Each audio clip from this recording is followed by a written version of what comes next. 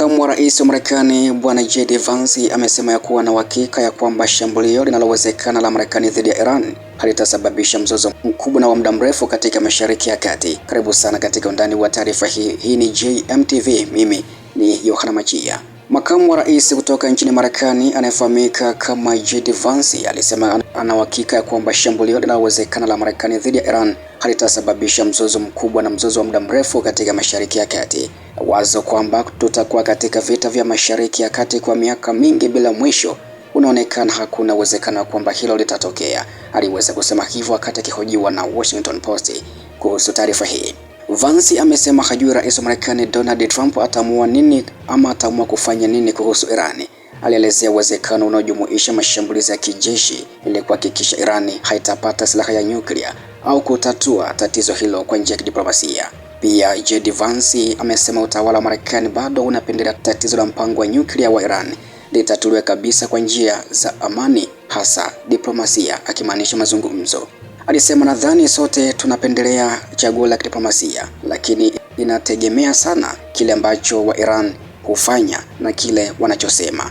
Nadhani tunapaswa kuepuka kurudia makosa ya zamani, Vance aliendelea kusema, akimaanisha operesheni za kijeshi za awali za Marekani katika Mashariki ya Kati. Pia nadhani tunapaswa kuepuka kujifunza kupita kiasi masomo ya zamani, kwa sababu tu rais mmoja aliharibu mgogoro wa kijeshi haimaanishi kwamba hatuwezi kamwe kushiriki katika mgogoro wa kijeshi tena. Tunapaswa kuwa waangalifu kuhusu hilo, lakini nadhani rais anakuwa mwangalifu, JD Vance alisema, akiongeza kwamba mwenye shaka kuhusu uingiliaji kati wa kijeshi wa kigeni. Hivyo pia ndicho alichokizungumza kwa ufupi kuhusu hatua za kijeshi ambazo pia Marekani huenda ikachukua dhidi ya nchi ya Iran. Pia ikumbukwe kwamba pia mazungumzo kati ya Marekani na Iran huko Geneva litamatika jana, ambako yamesogezwa pia katika mwafaka mwingine Machi 2 ili kuendelea kutafuta suluhu ya kile ambacho Marekani inakidai kwa nchi ya Iran. Kauli ya makamu wa rais wa Marekani JD Vance ya kwamba kuishambulia Iran haukuwezi kusababisha vita vya muda mrefu huko Mashariki ya Kati ni kauli yenye uzito mkubwa kisiasa na kimkakati. Kauli hii haiji katika ombwe, bali ndani ya mkutadha wa mvutano wa muda mrefu kati ya Marekani na Iran, hasa kuhusu mpango wa nyuklia wa Tehran na ushawishi wake wa kikanda. Katika mahojiano yake na The Washington Post, JD Vance amesisitiza kuwa wazo la Marekani kuingia katika vita visivyo na mwisho Mashariki ya Kati halina uwezekano mkubwa. Kauli hii inalenga kupunguza hofu ya umma wa Marekani na jumuiya ya kimataifa kwamba shambulio lolote dhidi ya Iran lingeweza kugeuka kuwa vita vya muda mrefu kama ilivyotokea Iraki au Afghanistan. Kauli yake pia inaakisi mwelekeo wa sera ya tahadhari ndani ya utawala wa Donald Trump, ambapo kuna msukumo wa kuonyesha nguvu za kijeshi bila kuingia katika mtego wa operation za muda mrefu za ardhini. Je, shambulio linaweza kweli kuepuka vita vya muda mrefu? Swali kuu ni je, kweli inawezekana kuishambulia Iran bila kusababisha vita vya muda mrefu? Kwanza tutazame kuhusu uwezo wa Iran kujibu. Iran si taifa dhaifu kijeshi, ila ina mtandao mpana wa makundi wa shirika, hasa katika Lebanon, Iraki, Syria na huko Yemen. Uwezo wa makombora ya masafa ya kati pia inayo ya kutosha, lakini pia ina uwezo wa kufunga au kuvuruga usafirishaji wa mafuta katika mlango wa Hormuz. Hivyo hata kama Marekani ingetumia mashambulizi ya anga au ya makombora tu, Iran inaweza kujibu kwa njia zisizo za moja kwa moja, jambo ambalo linaweza kuanzisha mfululizo wa mashambulizi ya kulipiza kisasi bila kutangazwa rasmi kuwa vita kamili. Historia ya Marekani Mashariki ya Kati pia.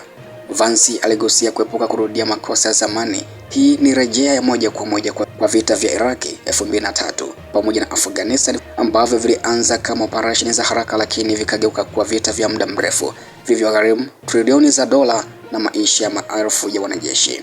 Tofauti kuu hapa ni kwamba hakuna dalili ya mpango wa uvamizi wa ardhini dhidi ya Iran. Marekani huenda ikazingatia mashambulizi ya anga dhidi ya vituo vya nyuklia, mashambulizi ya kijasusi, shinikizo la kiuchumi na kidiplomasia. Hata hivyo, historia inaonyesha kuwa migogoro inaweza kupanuka kwa kasi isiyotabirika.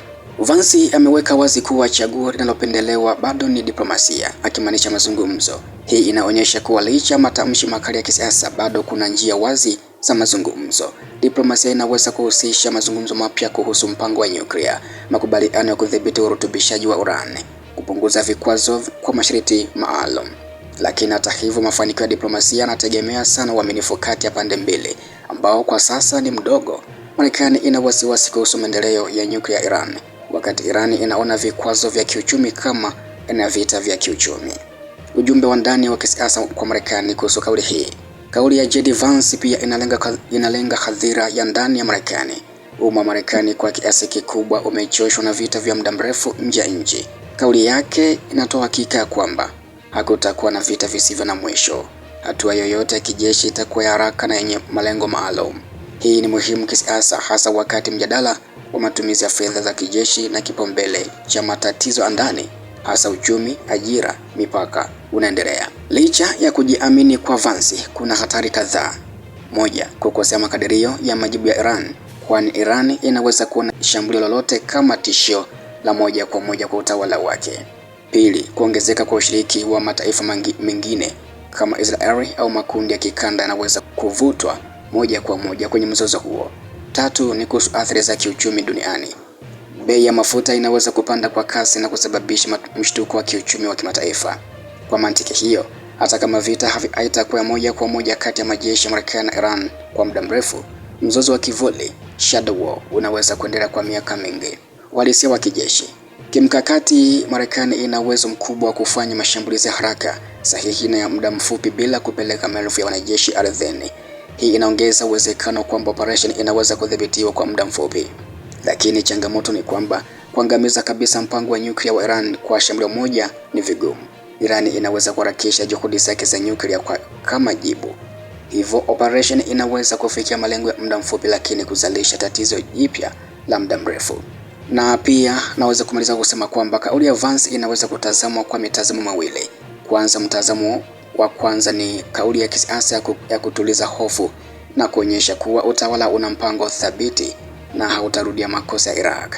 Mtazamo wa pili ni imani ya kweli kwamba zama za vita vya ardhini vya muda mrefu zimepita na Marekani sasa ina mbinu mpya za kijeshi zinazolenga operesheni za haraka na maalum.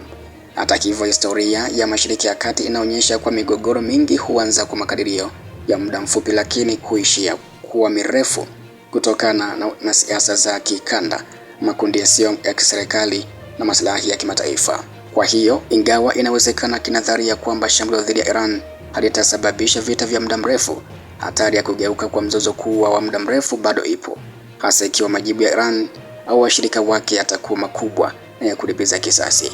Kwa ujumla, kauli ya JD Vance ni ishara ya mchanganyiko wa tahadhari na msimamo mkali, kuonyesha utayari wa kijeshi huku ikisisitiza diplomasia kama chaguo bora. Lakini katika siasa za kimataifa, mara nyingi matokeo halisi hutegemea si nia ya upande mmoja, bali mienendo ya pande zote mbili, na mazingira ya kikanda yanaweza kubadilika haraka. Na hiki pia ndicho ambacho amekizungumza makamu wa rais wa Marekani JD Vance kuhusu kufanya mashambulizi nchini Iran, akisema kuwa haiwezi kusababisha mzozo wa muda mrefu. Sasa swali kubwa ambalo tunabaki nalo, je, ni kweli Marekani ikishambulia Iran haiwezi kusababisha mzozo wa muda mrefu? Mimi sina cha ziada. Endelea kuifuatilia JMTV kila siku na kila wakati. Usiache kushare, kulike na kusubscribe. Asante sana. Hii ni JMTV.